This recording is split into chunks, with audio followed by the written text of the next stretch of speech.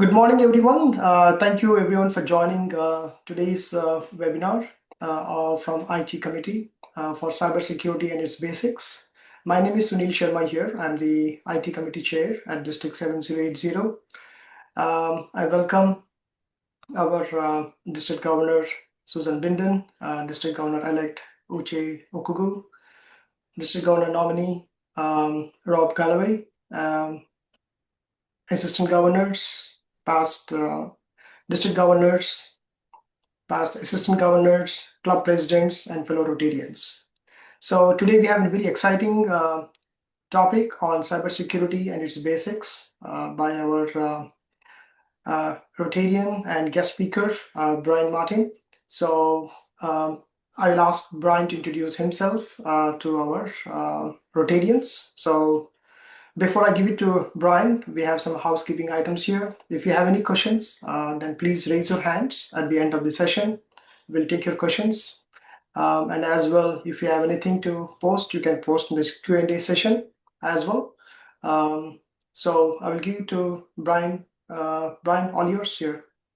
All right. Thank you so much, Sunil. My name is Brian Martin. I'm the immediate past president of the Rotary Club of Guelph, 10-year Rotarian. I have been involved in technology for about 34 years. And over time, that has sort of morphed into being involved in cybersecurity. I currently hold a designation CISSP, which is a Certified Information Systems Security Professional. It's one of the heftier cybersecurity designations that you can get. And I work for a technology company right now called OpenText, and they're doing a lot with both cybersecurity and AI. So I've also been a martial artist for 23 years.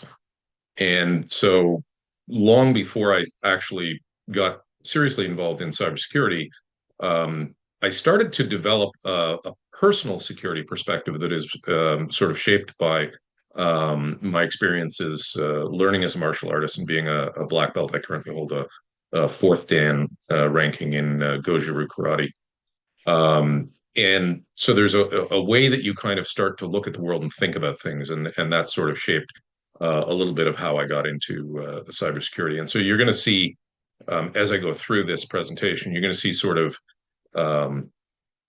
some areas where there's a lot of similarities between kind of the physical security aspect of the martial arts, as well as, I mean, there are physical cybersecurity, or we talk about cybersecurity, but within the cybersecurity domain and part of the CISSP designation is actually understanding physical security as well, because keeping employees safe, keeping buildings safe, that's all sort of sits under the ambit of cybersecurity or generally security. So let me see. I'm going to share my screen here, and so this. Can you see my cybersecurity through the lens of a martial artist? Yes. All right. So, as I said, that's sort of the context for the reason I did this presentation. And I originally did this presentation actually a little over a year ago for the Rotary Club of Guelph. And then in talking to the district, there was a lot of interest in sort of having some of this general information be available for the rest of the district. So we will press on. So, oh, there we go. Let's talk a little bit about the cost of data breaches. And this is, from a corporate perspective, it may not be entirely germane to a lot of you, but in principle, a lot of the things remain the same. The average worldwide cost of a corporate data breach is 4.5 million US dollars. So very, very significant cost to companies if they're not maintaining security. And we'll get in a couple of slides, we'll sort of get into why I'm talking about this as a corporate issue. So total global economic cost of cybercrime is estimated at $3 trillion. And at that time in 2001, they said it was headed towards 10 trillion by 2025. So we are here, and it certainly wouldn't surprise me if we're seeing 10 trillion dollars worth of cyber impact. So there's personal identity theft, right? So you as an individual can be a victim of cybercrime. And they're saying that that's $1,160 as an average. That's U.S. Justice Department figures. I find that's probably a little on the low side, and it's possible that they're including a lot of. So when you do averaging, right, there's you get a couple of small numbers, and they take out the big numbers, and vice versa. So but it's a number, and it's certainly more than I think most of us would like to lose if we had a problem. 23.9 million people age 16 plus had their identities stolen in the US in 2021. So that's a major problem. I mean, that's a lot of people. And getting your identity back if your identity is stolen is a very, very arduous task. So when we talk about cybersecurity from a corporate perspective, there's a concept called defense in depth. And the idea here is if you look at these circles, your critical data is what you're trying to protect. In cybersecurity, we talk about the CIA triad, the confidentiality, integrity, and availability of your data. That's the thing that we are trying to protect within cyber. And so, moving outward from that, you have the applications may hold some of that data. You have physical hosts like a laptop or a server. You have your computer network, and then you have your perimeter security, and that's the sort of physical side. So, if I was to try and hack a system, it's a lot easier for me to bypass the network and network security by hawking my way in or faking my way into a building, getting access to a terminal that had access to the network or the host, and so these are all layers of security that you build around it. And the idea is that if one thing fails, you don't have somebody all of a sudden immediately go straight to your critical data. And the reason I bring this up and I show you this um, picture is this is actually a photo of a handwritten note that I made at a karate seminar in 2007. And this was my sensei talking about, sort of, so the data in this case is the you in the center, right? And then you've got your physical skills, you got verbal skills, environmental skills, awareness, habits, preventative distractions. And at the end, outside, and it's not really well shown in this picture, but at the outside, what he said was ultimately the thing you are trying to protect yourself from is you. So it's your own, worst self that tends to get you in trouble. And that's, I found that an interesting concept. Um, and so the reason he was talking about that is because, we are, and this is the parallel between sort of the personal security and cybersecurity, is we are our own worst enemy. Both, sort of personally in terms of the habits and the things that we do, but also from a corporate perspective, most breaches wind up being human caused in some way. And there's a reason for that, which I'll get to in a second. So 75% to 95% of all data loss is due to human error, according to, and there's sort of a range of opinions on this, which is why I put the range in there. PC World says 75%, IBM says 95%. I would tend to lean a little bit on the high side of that. And so there are a variety of common attacks that you will face. And you may have heard of some of these, you may not have heard of some of these. Phishing is a pretty common one. That is, somebody sending you an email that wants you to wants to get you to do something, purports to be from, some organization that you may or may not, have any actual business with. And so then smishing is just, it's phishing, but by text, and that's become a much, much more common element these days. Vishing is the same thing, but with video. Spear phishing is a targeted attack. So a lot of phishing is, I can buy 2 million email addresses on the dark web for like $10. And I can just blast out 10 million emails, all saying the same thing. And I don't even care. Like if I get a 0.1% response rate and people click through and do the bad thing, then I make money at that. So spear phishing, by contrast, would be I specifically want to get to you. And maybe from a corporate perspective, that's maybe somebody, inside OpenText or Rogers or RBC, because I want to create an opening to go further with my cyber attack. Whaling is kind of like spearfishing, but for really big game, like I want to try and get the CEO of some company. Then you got phone scams and you have password attacks, right? And so um, we'll get to the password thing in a little bit. I'll move on from that. So the question is, why is this so effective? And a number of years ago, a gentleman by the name of Daniel Kahneman won the Bank of Sweden Memorial Prize in Economics. The Bank of Sweden Alfred Nobel Memorial Prize in Economics, which is often just referred to as a Nobel Prize in Economics. He won the prize for his book Thinking Fast and Slow. And well, not for his book Thinking Fast and Slow, but for his research that led to the book Thinking Fast and Slow. And he did a tremendous amount of work with a fellow named Amos Tversky, who unfortunately passed away before the Nobel Prize was awarded. But they did a whole bunch of research into human behavior. And he specifically won the economics prize because of his work on human decision making. But the key thing in his book, Thinking Fast and Slow, is that he defined two different um, types of thought processes that we go through. And so he coined them, fairly blandly, System One and System Two. And so System One is characterized as fast, intuitive, emotional, and I would add pattern matching.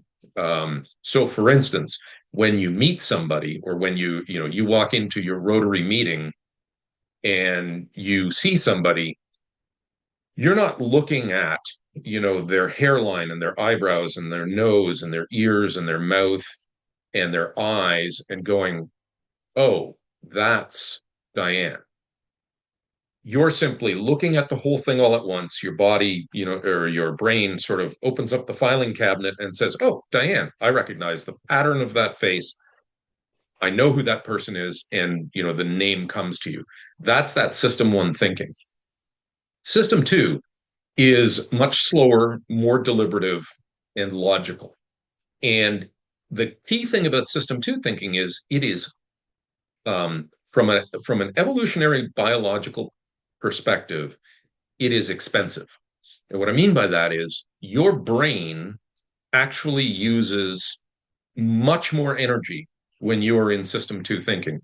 I was in a training course this week, as it turns out, which was about logical troubleshooting, and they actually use some of this material, which I have read the book and have known about this for some time, but I was really interested to see how they presented it. And one of the things that they did was they had us do an exercise, which is one of Kahneman's exercise, where they were asking us to, you take a 4-digit number and they say, add one to each of the numbers in your head, right? So this is a system two process. You can't just look at it and go, oh yeah, 2, 3, 4, 5 becomes 3, 4, 5, 6, right? And even that took me a little bit more time than just a quick system one. And what was funny was at the end of it, even though I knew all about this, I was shocked to find out that part of the test they were showing us was that when we were doing it, we were completely blind to the fact that they were changing the numbers they had an animation that took like a piece of paper and moved it over here, and they were changing colors and they were changing numbers, and we were so fixated on the task of doing the counting, right? And the harder it gets, if you say, add 3 to each number, it got progressively harder. You're so fixated on the numbers and the counting that you're literally blind to anything else.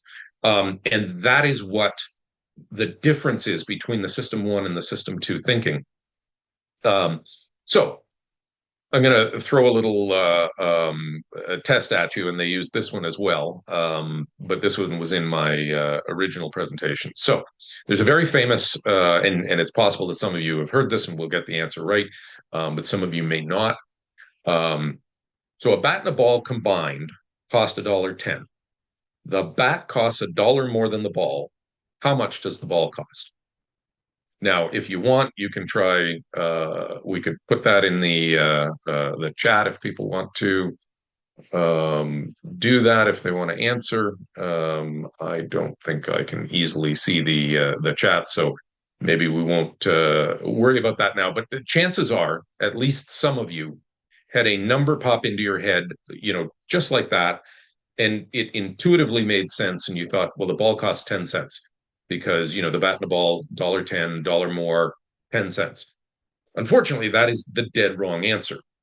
If it was $1.10 and cost $1 more than the ball, or rather, if it was 10 cents and the ball cost or the bat cost $1 more, then the bat would cost $1.10 and the whole thing would cost $1.20. So the real answer is $1.05 and 5 cents. And so that's that aspect of, understanding that something that we see does not necessarily mean that it is correct right off the bat, right? And so here's another one, and this one is much more likely that you've seen before, because this is quite old and very famous. But I had a guy. I drew this on my whiteboard in my office. I had one of my managers who I was having a discussion with about, sort of making assumptions. And so I said to him, I said, "What does that say?" And he said, "Paris in the spring." And I said, "Read it again." And he said, "Paris in the spring." And I said, "Read it again." And he said, "Paris in the spring." And I said, "Read it again." And I did this literally 7 times. And he said, "Paris in the spring" every time. And finally, I said to him, "Look, there's a reason I continue to ask you to read this. I want you to read every single word in there slowly." And he goes, "Paris in and it just shock on his face. He literally was his brain was editing out the second the because that pattern matching, your brain says, well, that's wrong, right? The phrase is Paris in the spring, not Paris in the spring. And so it literally says, don't pay attention to that information. It is extraneous and unnecessary. And that is a big part of the reason why these types of scams and whatnot are effective, because they are literally the bad guys, the bad people. I shouldn't be gender specific. I'm sure there are bad women out there too, but the bad actors know the same. They've essentially read the same book, Thinking Fast and Slow, and they've done the same experiments, and they know what works and what doesn't, and how they can sort of bypass that system to introspection, that logical thinking, and get to matching a pattern, urging you to do something. And again, we'll go a little bit further into that as we go along here. So here's an example. I literally got this, and this is like a year old now, but this was a fake email that I got, and it said, UPS delivery of package, delivery of suspended package. It says it's got one package waiting for delivery. Asks me to use my tracking code to track it, and to schedule my delivery. Now, what's interesting here, it's not especially sophisticated, right? But there are some things you can really take away from this, right? So one is, if I look up here at the UPS, in the email address, it's saying admin@mbsfzeozeu.brightjourney.eu. Now, I don't know about you, but that doesn't sound like a real URL to me, or a real email address, right?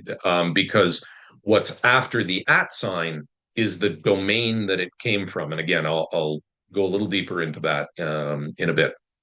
The other thing that's interesting about this, well, let me just forward here. So first of all, we go back to our pattern matching, right? The top is the actual UPS address, URL, rather logo. So in this case, the colors matter more to us than the actual logo does. Because again, our brain is looking for the shortest path to making a decision about whether I have to do something, whether I know that person, whatever. And so those colors have more resonance with us than the shape, because the shape requires you to remember a whole lot more about the logo, right? Most of us, if I were to put up, say, the five different versions of the Olympic rings, or four or five different versions of the Google logo, most of us know that the Google logo has red, green, yellow, blue. You kind of that again that's that your brain remembers those colors. It kind of knows the shape of the letter. Certainly, there's a word there, so that's telling. Um, but if I set out a bunch of those pictures, I don't know, probably only a quarter, or certainly less than half, I would say, would actually be able to pick out the correct Google logo, because what our brain is looking at when we see the Google logo or see those Olympic rings is, in the Google logo case, it's like the colors are right and it says Google, I'm done, right? In the Olympic rings, it's like there's five rings, they're five different colors. I kind of know the color, if I did it in the rainbow colors of the pride flag or something, you'd kind of go, those aren't the same colors.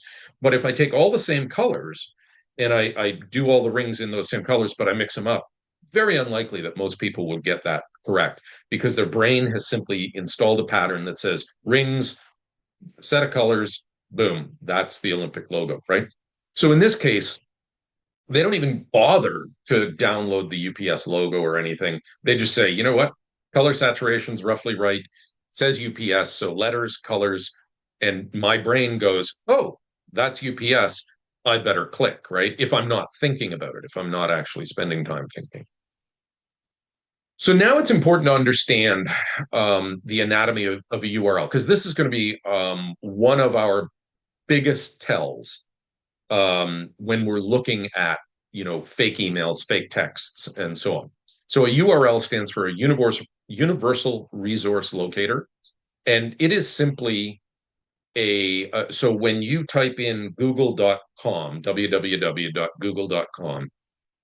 you are telling a system that resides on the internet, called the domain name service. You are saying, go look up the specific internet protocol address that is associated with google.com. And so it's a mnemonic that makes it much easier for people to remember, right? If I had to remember a whole bunch of IP addresses for all the websites that I visited, like the internet would never work, right? People would just forget it. So the URL is basically giving you a common language way of remembering that, just the same way as some people will use a password that is familiar to them because it's something that they can remember. And we'll talk more about that in a minute. Um, so there is a structure to the URL that's really important to understand, and it's a little counterintuitive. So URLs are read from right to left. In the English language, we read from left to right. And so right off the bat, you've changed the way people look at something, right? You're asking somebody to pattern match something that is different from what they have. So when you talk about .com, .ca, .org, these are what's known as top level domains. So again, www.google.com, the .com is the top level domain. So that is, the root of the tree, if you will. And then you start going backwards or you go to the left from there as you read. So the data to the immediate left of the top level domain is the site name. And so that is generally the owner of, I mean, commonly it would be a company name or a product name, or, in some cases, a person's name, but that is who owns the website that you're about to visit. Um, Everything to the left of that is what's called a subdomain. So if we think about this particular, now the HTTP, don't worry too much about um, HTTPS versus www. www is sort of a common nomenclature for the World Wide Web. And if I typed in HTTPS colon slash slash and a URL, or I typed in www dot web, customerservice.costco.ca in this case, um, those would get me to the exact same place. So those are the www and the HTTPS are synonymous. The S is important because that indicates that it is a secure website as opposed to HTTP, which is just a plain website. It doesn't have certificates that and again, not something that you need to worry a whole lot about, other than to know if you are going to do any e-commerce transaction, if you're going to put any personal information into a website, you absolutely want it to have an S on the end of that HTTPS. But so that customerservice.costco.ca, the customer service piece, that is the subdomain. And because it is to the left of .costco.ca, you can be certain that that subdomain is owned by Costco, right? Whereas, sorry. So then the other side of the equation is if I have a www.costco.ca and then I have that slash and it says my account, there's a whole bunch of stuff beyond that. Everything there is some file or path to a file that is on the www.costco.ca server. So whenever you have the top level domain, and there are a lot of top level domains, so it's a bit tricky to understand. .com, .ca, now.io and .ai are very common. .net is common. .org is common. You could go to Wikipedia if you were so inclined, and you could get a list of all the top level domains that exist out there. Um, but the point is that if you have a dot something and then a slash, everything beyond the slash indicates that that is going to take you to something that belongs to something on the, in this case, Costco.ca website. So you know that that's what's going on there. Um, so that's the file path. So then what happens is the bad guys will manipulate URLs. So the domain name service that I talked about, this sort of connection between a website name and the IP address that routes to that host that has that name, that is it's open for anybody to, like, I could go and in no time at all I could go on to a website like GoDaddy and I could search for Brian does cybersecurity.com. And if that URL wasn't already being used by somebody else, I could register it, pay a few bucks, post it on the GoDaddy website. So they would give me an IP address, they would give me a server for that to go on. And I could do anything I wanted with that, right? It would propagate in about 48 hours, it would propagate across the world in the domain name system, and suddenly that website exists. It's literally that simple to create a website. Now I'm gonna wind up sharing a different screen now, and I want to show you something. So I put up here rbc.com, www.rbc.com and www.rbc.com. And what's interesting here from the perspective of understanding how tricky this all is the website on the right is actually fake. So that uses a Cyrillic, which is a Russian character, C, rather than a Latin or a English C. To the naked eye, those are identical. To a computer, those are different letters. So I can put up a website link that says www.rbc.com, and you can look at it and you go, great, I bank with RBC. This must be the right place. And you can go and go straight to that website, and assuming that, and I'll just let me see if I can you now see um, a browser window? Yes, yes, right. Yeah. Okay. So if I click on, and you won't be able to see me do this because I'm using three different screens here, but if I click on the first rbc.com, so now it's going to take me to just a second. And it's not going to behave. Why won't it behave? That's probably because I'm in presenter mode. So, all right. Well, we won't worry about that for now. But I will. So what you would have seen is rbc.com. The first rbc.com would go um, to the correct RBC website, and the second rbc.com would just give me it would give me a browser error that said, in effect, the website didn't exist. However, if I was a bad guy and I wanted, again, I could go and I could register that, Cyrillic character. Actually, I'm not 100% sure I could do it on GoDaddy. I've never tried because I'm not a bad guy. And there might be, there are some checks and balances. I'm not saying this is entirely the Wild West, but what I will say is that the bad actors have a lot of tools at their disposal to do things that will trick you.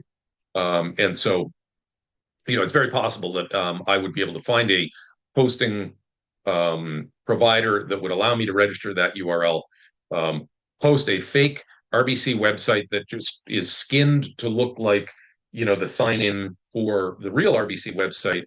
And you have no idea that you're going to the bad RBC website because it just looks exactly the same. You put in your credentials, and all of a sudden, boom, your entire account is compromised. I understand that sounds very, very scary. I will tell you how to avoid some of that. A much more common way of dealing with all of this is for them to simply say, okay, I take www.costco.ca and I stick a zero instead of an O. It's not perfect, but again, if you are looking at it quickly, if you're looking at it on a small computer screen, it is much, much more likely that you will just your mind will go close enough, right? You're doing the pattern matching, and you won't perceive the difference between the zero and the O. Now this is one that is what I was talking about earlier about kind of the where it is in relation to the top level domain.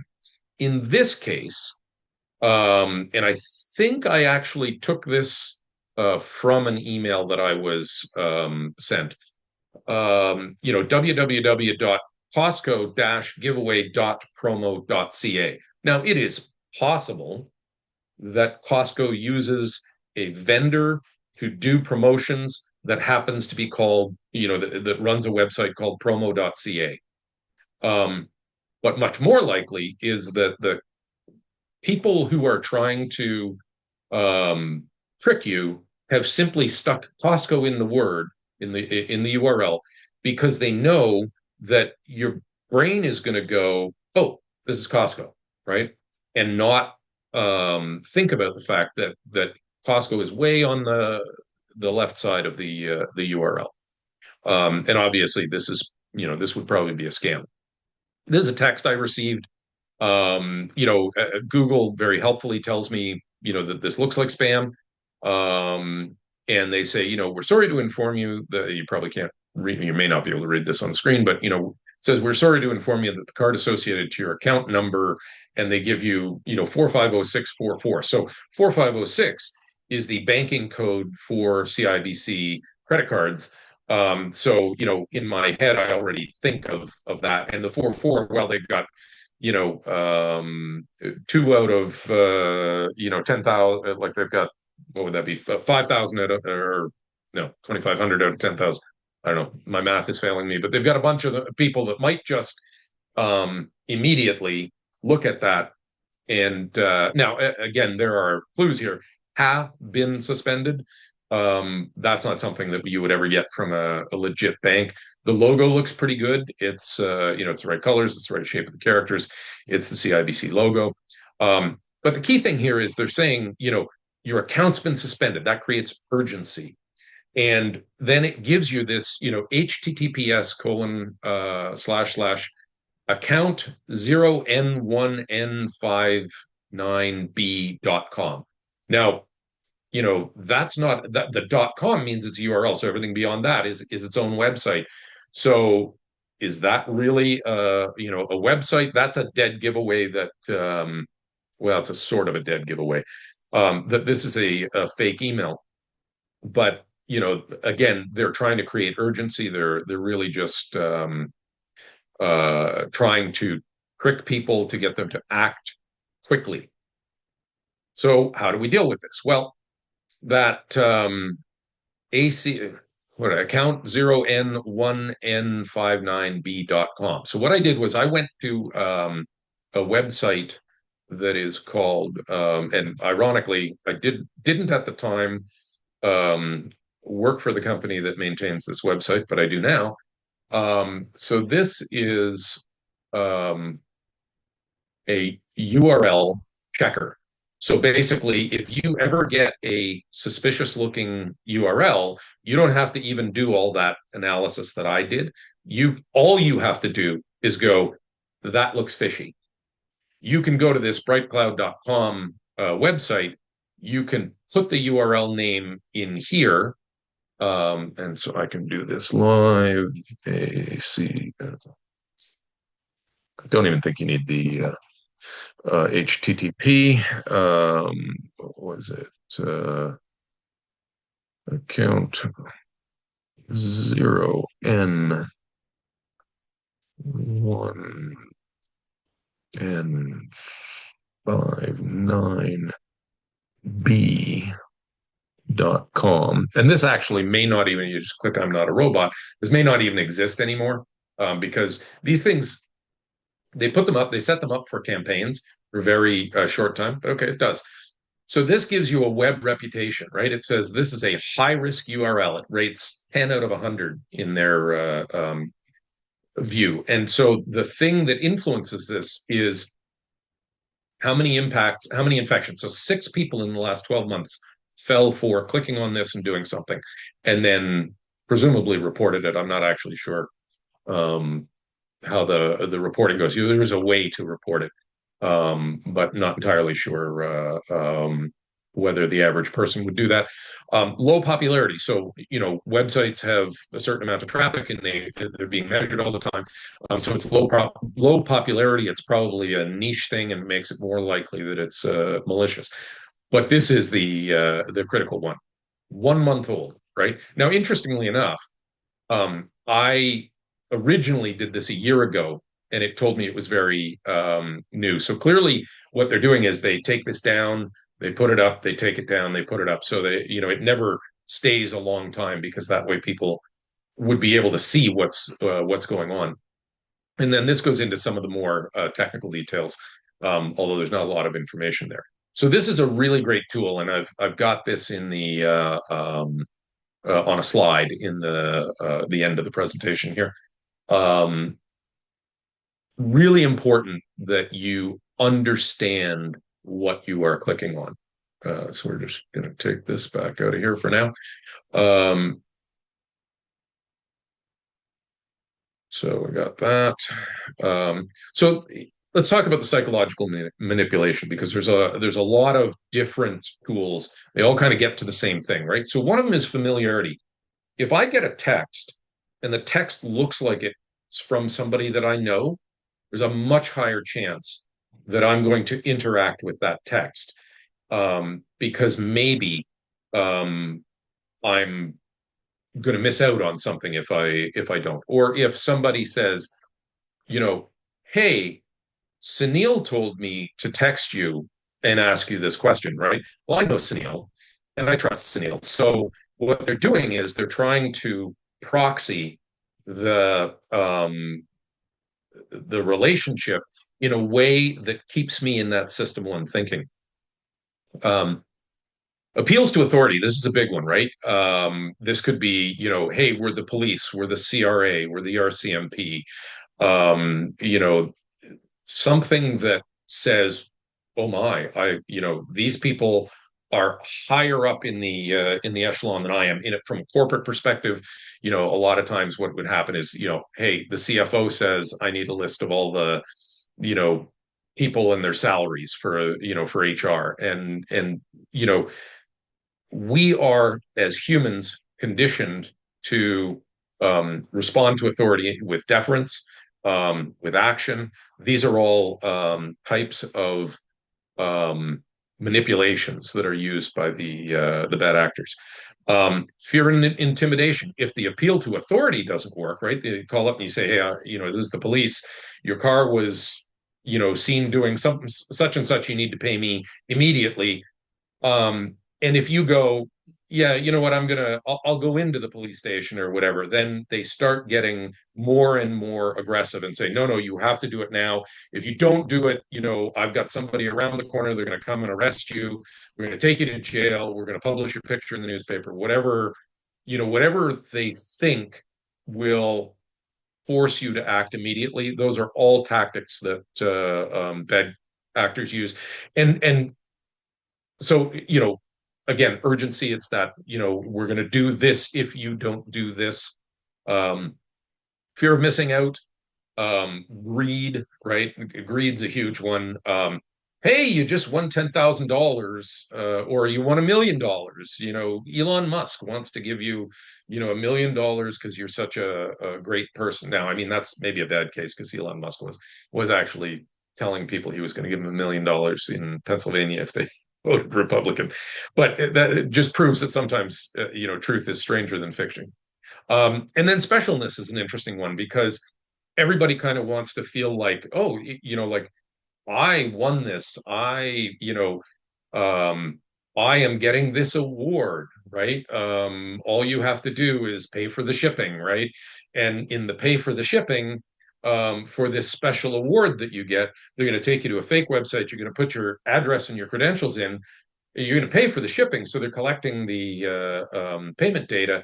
And now it has nothing to do with the money that they might collect for the shipping. It's now we have access to your account and we can do whatever we want with it. So there's all kinds of ways they play on the psychological behavior of humans, and it is trying to trick you from, keeping you from moving from system one to system two, from pattern recognition to deep thought about it, um, and introspection that says, hey, maybe I shouldn't do this, right? So, what about AI? This one is, hopefully, this will actually play because this one is pretty interesting. This is a year old, and maybe what I need to do is simply, okay, hang on. I am going to stop my slideshow. Or, no, wait. Too many screens going on here. It's not going to let me do that without stopping the slideshow. All right.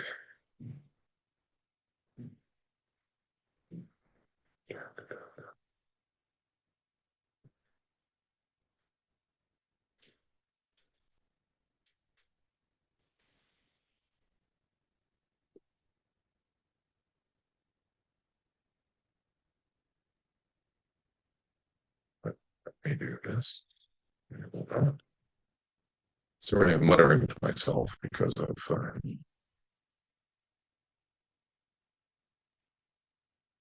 Brian, while you're looking, we have another 13 minutes more. Yeah. Okay. Thank you. I will try and. All right. Well, you know what? I'm not going to futz around with this then. I'll just tell you what it was. So this was a year ago. It was a gentleman who uh,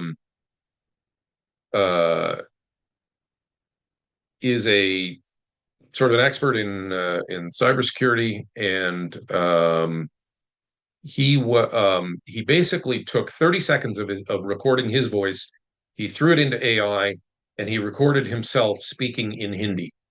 And it was credibly, it looked like him, it sounded like him, and this is where we are, right? So this idea of the death of epistemic knowledge, right? So epistemology is the idea of knowing how we know something, and so typically we are inclined to believe something with our own eyes, to believe what we hear, and we can no longer reliably say that what we see or hear is legitimate because of AI. So how do we defend ourselves? You know, basic skills, awareness. I have in brackets condition yellow. So we had this thing in the dojo where, condition white, condition yellow, condition orange. Condition yellow is a basic awareness, knowing who's around you, knowing where you are, not standing on the street corner with your face down in your phone or walking across. I see people walk across, crosswalks, looking at their phone. That is what we call condition white. It is a complete lack of awareness of what's going on around you. And that is, very problematic. Um, Maintain a healthy skepticism. Start from assumed malicious intent. I know that sounds terrible, but at the end of the day, you have to be asking yourself, what other information should I know about this? Why is this going on? Um, and so I said, you don't need to be completely paranoid, just paranoid enough. The main thing is never click on anything without checking it out. So you can go to a URL checker. You always want to seek things from an authoritative source. So just because you get an email or a text from a company that you happen to deal with doesn't mean you have to click on the link that's embedded in there. In fact, you should almost never do that.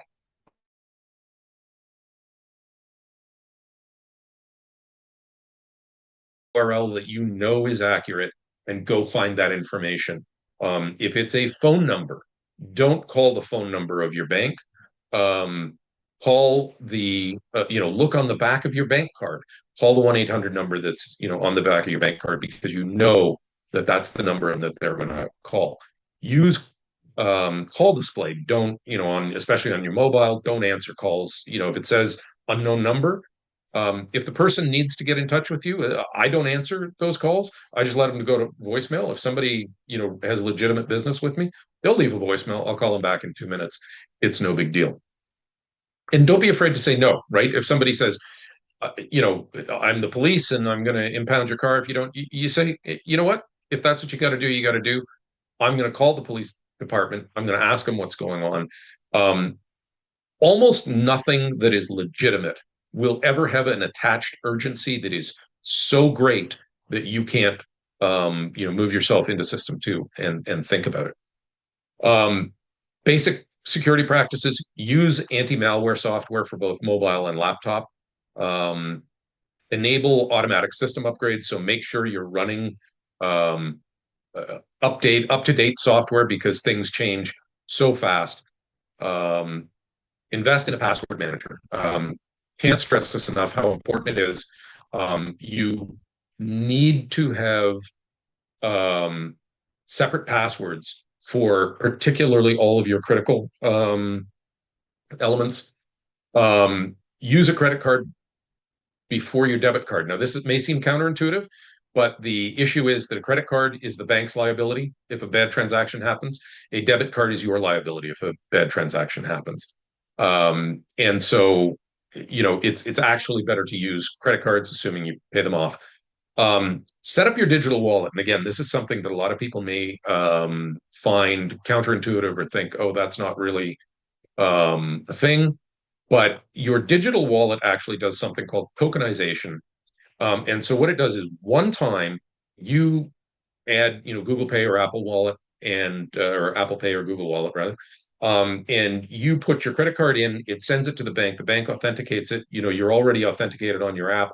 And then it creates a token. And so every time you go to tap your phone, all it is exchanging is a one-time token that is associated with your account in the back. So you cannot have that be, it is useless to intercept that and attempt to use it. Whereas if you put your bank card into a machine, your PIN can be skimmed, all sorts of bad things can happen using that. So it's actually much safer to use your tap on your phone because of that tokenization.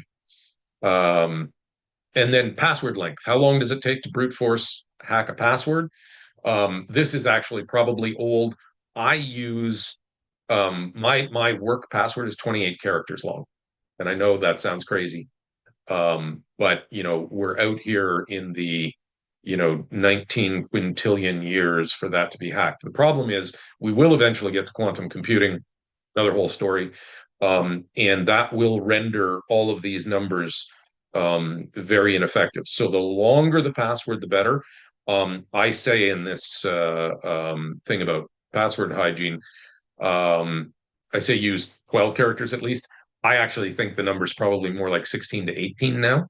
Um, and that becomes more difficult as compute power increases, AI, all kinds of things.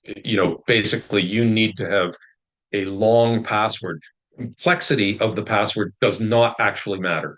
What matters is length, because I won't go into the cryptographic reasons for it, but trust me that the longer it is, the better it is. Passkeys, which are a fairly new technology, Google and others use passkeys now. Take a bunch of information, which includes biometric and behavioral information, and they create a passkey, and they are actually more safe than passwords. The problem with passwords is that because you want a long password, everybody defaults to things like, I love my cat Fluffy, 123, and that becomes much easier to hack because all you need to know about Fluffy. Make sure you use a unique password per service, which again, going back to the password keeper idea is, I don't know, I got 100 and something things in my password keeper. So there's no way I'm remembering 100 unique passwords. It just can't happen. Um, Make them memorable, but not too personal. Use multi-factor authentication. So all your banking and all your critical ones should require you to use multi-factor authentication. And that will mean that, so for instance, when I log in on my desktop to my RBC account, it forces me to then take my phone, log into my app on my phone, and click, yes, this is me logging in on my desktop. So multi-factor means it's first factor is something which is a password. Second factor is something you have, which is in this case a phone. And the third factor is something that you are, which is like a biometric. And you can use sort of two-factor or multi-factor, any two or three of those things. I say be thoughtful about social sign-on. So a lot of websites, to make things easy for you, will say, oh, use your Facebook account, use your Google account, or your LinkedIn account to log in, and it'll basically connect those credentials. You have to be careful about doing that because basically, if one of those accounts, if your Facebook account gets hacked, then they have access to all those other accounts. So you really want to think about, how critical is the data behind this thing that I'm doing? If it's I'm doing this once because somebody asked me to, participate in a poll or something, then yeah, who cares? But if it's something where, I would never do it with a, a app that use significant data. And then for online safety, I can't stress enough how much information gets um, gobbled up by, your phone, your social media, all your device telemetry. People think that their device is listening to them. It's not really. It's just that your devices are exchanging telemetry, and so they know that, I was sitting next to so and so, and my I was at a Rotary meeting, and so we'll put information in about it's related to that.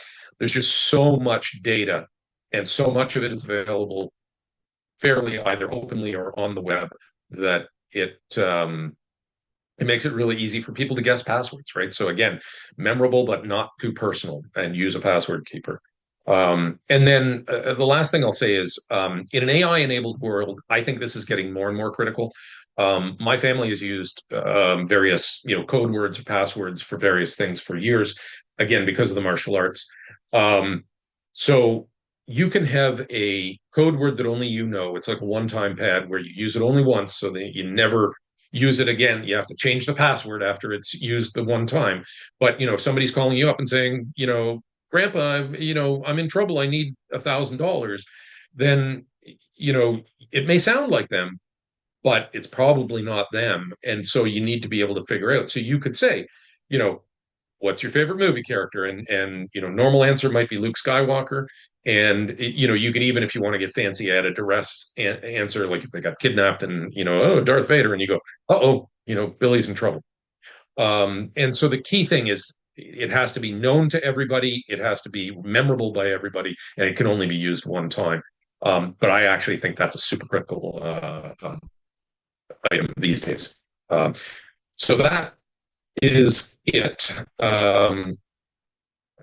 I'll take questions. I know we don't have a lot of time for questions, but Thank you. if Thank you so much, Brian, for your overview on cybersecurity basics, and it gives good information what we should do and what we shouldn't. So I'll ask any of our members who are joining today have any questions for Brian. Please unmute yourself, or you can raise your hand. yeah, I'm not sure I'll see the hand raised. Let me see. Interesting to Uh, know about password hygiene. I usually avoid keeping long passwords. Yeah, so that's a really good point. And this goes back to the password keeper thing. So the longer your password is, the harder it is to remember. And so there's a trade-off there. And when people don't use a password keeper, they generally tend to default to shorter passwords. There's an app that I use, and this is a bit of a hack that I use. The app is called What Three Words, and it's available on either iPhone or Android.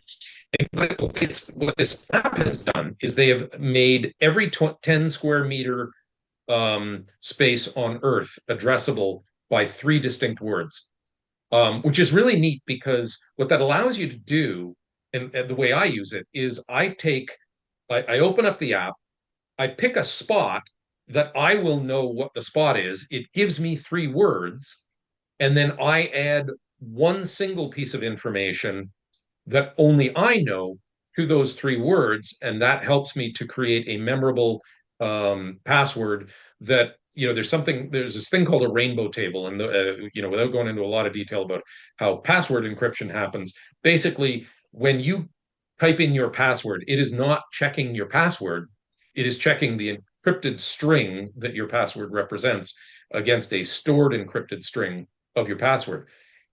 The way the encryption works is if you change one character, it completely changes the encryption in a way that is impossible to decrypt back to the original.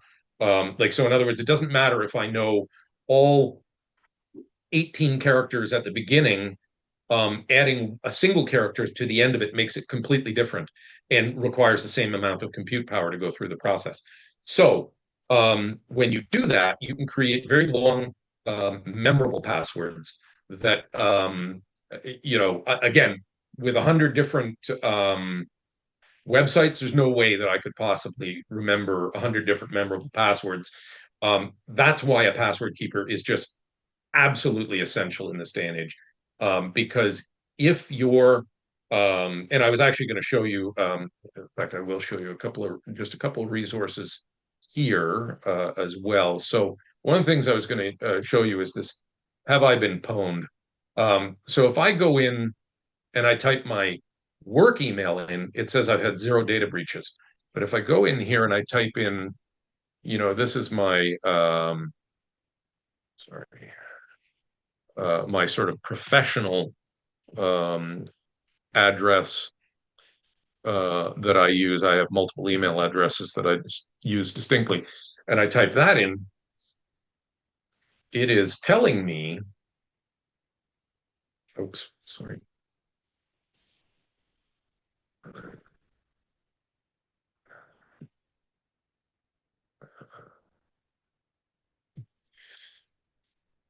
It's telling me, look, I've been breached 3 times. So they have found in 3 distinct data sets on the dark web, they have found my email address. Now, does that make me very concerned? Not really, because that's really old.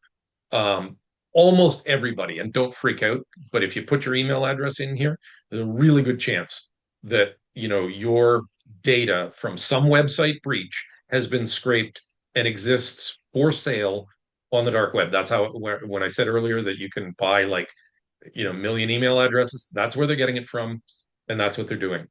And so again, if you think about, if I had an email address and I used a password, and that password was reused on my banking, my Facebook, whatever. As soon as one of those gets breached, all of them are breached, right? And so it is absolutely crucial that you use different email addresses. Thank you, Brian. Thank you so much. Any other member have any questions?